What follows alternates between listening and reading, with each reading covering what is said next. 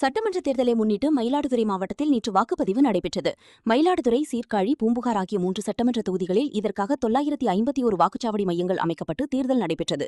மயிலாடுதுறை மாவட்டத்தில் 82.14% வாக்குகள் பதிவான நிலையில் வாக்குப்பதிவு இயந்திரங்கள் அனைத்தும் அரசியல் கட்சி முகவர்கள் முன்னிலையில் பூட்டி சீல் வைக்கப்பட்டு ஆயுதம் ஏந்திய போலீசார் பாதுகாப்பில் வாக்கு எண்ணிக்கை மையமான மயிலாடுதுறை அடுத்த மன்னன்பந்தல் ஏவிசி பொறியியல் கல்லூரிக்கு கொண்டுவரப்பட்டது.